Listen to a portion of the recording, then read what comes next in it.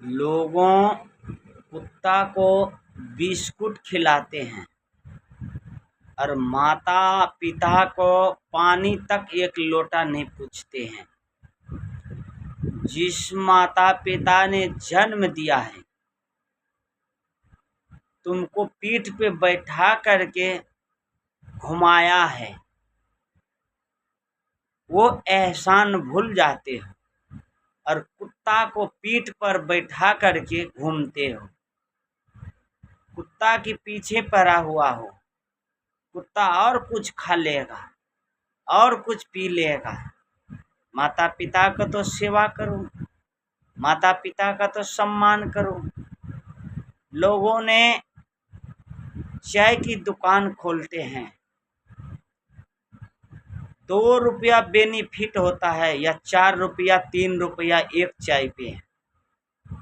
कुर्सी लगा करके आओ जी चाय पियो जी, गरम चाय है, कड़क चाय है, टाटा चाय है। ये पीपक बढ़ाते हैं, अच्छा लगते हैं। चाय के पीछे पड़ा हुआ रहता है और जो 2 रुपया बेनिफिट होता है चाय में, उसके पीछे नमस्कार करते हैं। आओ दादाजी, आओ ताऊ जी, आओ भाई जी, आओ चाचा जी, बैठो जी।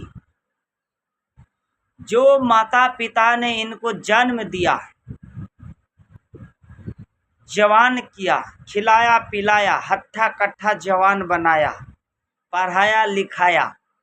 हंसी भी आ रही है इस बात पे, दुनिया को देखते हैं तो हंसी तो आएगा ही आएगा, क्योंकि हम लोग भी चलते फिरते हैं तो चाय वाले दुकान पे सब बात सुनते हैं, तो उसको मिलाते हैं बात को, क्या बात सही है कि गलत है, तो बात मिल जाते हैं, सही मिल जाते हैं। 2 रुपया बेनिफिट पे इतना ये बात बढ़ाते हैं वहाँ पे।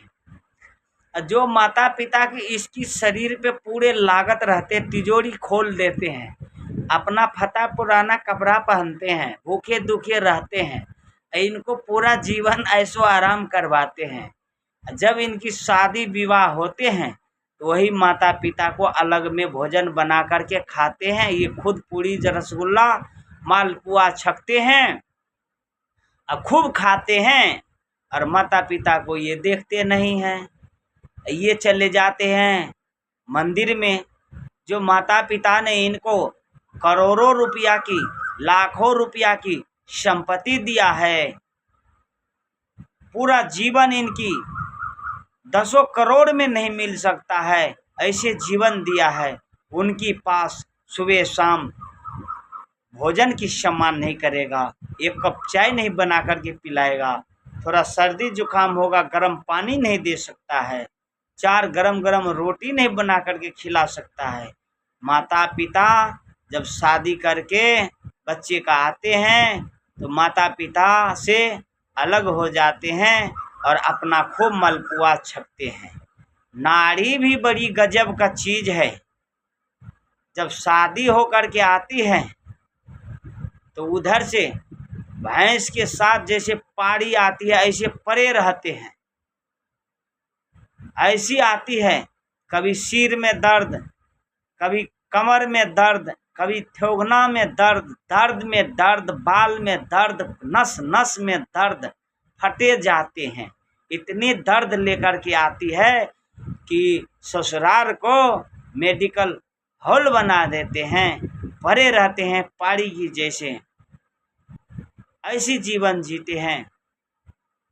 और मंदिर जाते हैं तो क्या कहते हैं, तुम्ही हो माता, तुम्ही पिता, तुम्ही बंदो, तुम्ही भैंस, तुम्ही गाय, तुम्ही बकरी, तुम्ही मुर्गा, तुम्ही हो सब कुछ। वहाँ जाते हैं सब कुछ। और जहाँ पे मिली है सुंदर दूल्हा, सुंदर माता पिता, सुंदर सास ससुर, वहाँ पे क्या कहती है, तुम हमारे लिए कुछ नहीं किया है।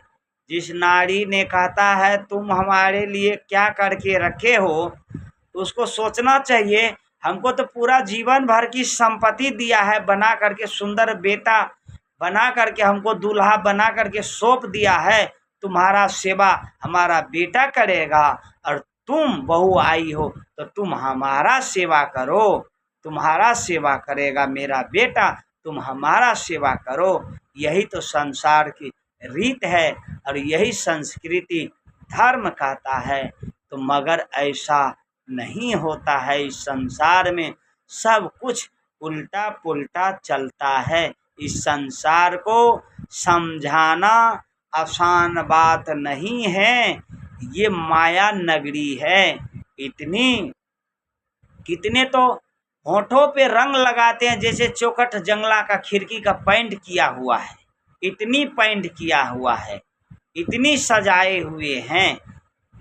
गलगोपे जैसे बाल फुला लेते हैं, तोड़ मरोड़ लेते हैं, होठ में रंग, हाथ में रंग, नाक में रंग, कान में रंग, आँखों में रंग, टांगों में रंग, फिर रंग में रंग, फिर बेचैन हो जाते हैं। इतनी रंग लगाती है, इतनी रंग लगाती है, इतने रंग बदलते हैं, इतने रंग बदलते हैं, गिरगिट को भी फेल कर देते हैं। गिरगिट भी कहावत में सुने हैं, गिरगिट भी रंग बदल देते हैं, और इतने रंग बदलते हैं। सास ससुर के तो कभी सेवा नहीं की, पति को 100 गाली देते हैं, सास ससुर से रोज झगड़ा करते हैं, फिर बरगाछी तर में पूजा करते हैं, पंखा डोलाते हैं, पंखा डोलाए दियो ना सजन जी, ये है वो बरगाछी की तर में जा कर के है भात खाइए भतार की, गुन गावे यार की, मोबाइल टूट जाए तो दुल्हा दें, साजा साड़ी गहना जेबर दुल्हा दें, धिया पुता इनको दुल्हा दें, और ये यार के पीछे पड़ा हुआ रहता है।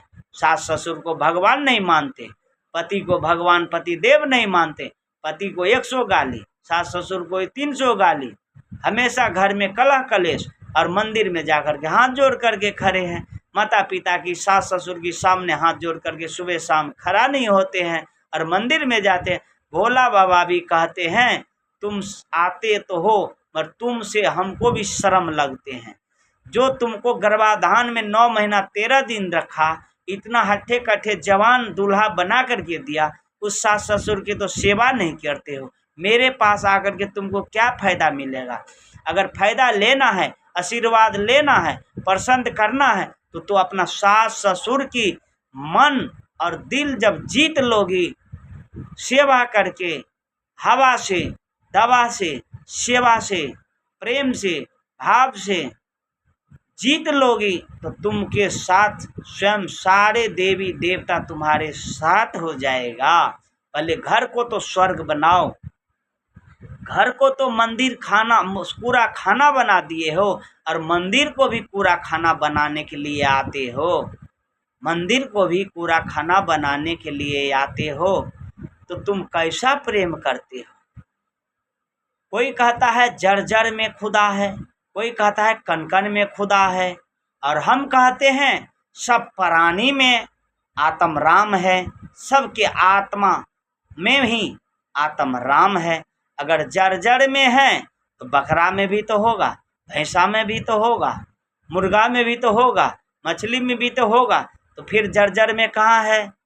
जड़ जड़ में होता तो तुम में भी खुदा है, मुर्गा में भी खुदा है, बकरा में भी खुदा है, तो बकरे को काट दिए, खुदा खुदा को काटे, खुदा खुदा को खाए, खुदा खुदा को सब कुछ किए, तो खुदा कहाँ बचा? खुदा को तो खा गए। संसार कोई एक ही बनाया होगा। और ये कहता है जड़ कण कण में राम है, तो कण कण में राम है, तो जिस सास ससुर को गाली देते हो उसमें राम का दर्शन नहीं पाते हो क्या? भगवान के दर्शन नहीं पाते हो क्या? जिस मांस मदिरा की सेवन करते हो उसमें आपको नज़र नहीं आता है क्या? बकरा बकरी का सब में जब जानते हो राम है, कण कण में राम है, तो सब कुछ में राम है, तो वहाँ कहाँ बुद्धि चला जाते हैं? तो कहा है गाय के संग बछड़ा भूले भूले, कुत्ती सानी में बुद्धि चला गया चुल्हानी में। सभी मानव के अंदर में आत्म राम है, एक आत्मा से आत्म राम निकल जाए इसकी कोई कीमत नहीं होगी। दूध से मक्खन निकाल लिया जाता है तो उसकी कीमत घट जाता है, सरसों से तेल निकाला जाता है, खैर का कीमत घट जाता है। इसीलिए मनुष्य के अंदर से आत्मा निकल जाते हैं, ये मुर्दा बन जाते हैं। इसको या जलाया जाता है या दफनाया जाता है। मनुष्य सबसे महान जब बनता है तो सब पे दया आता है, अशुद्ध शाकाहारी होता है, वही धर्म करता है। नहीं तो और संसार में कहीं धर्म नहीं होता है, या तो पैसे के लिए होता है और या तो संसार में बड़ा बनने के लिए होता है। प्रेम तो एक तिजोरी में बंद रहता है, प्रेम कुछ नहीं मांगता है, प्रेम शील शब्द है, कभी भी खोल करके दर्पण जैसे है, दर्पण को खोलो और दर्पण में शक्ल देख लो, फिर दर्पण को छोड़ दो। ऐसी प्रेम होना चाहिए। यही भगवत प्रेम है, यही परमात्मा की चिंतन है। साहिब बंदगी।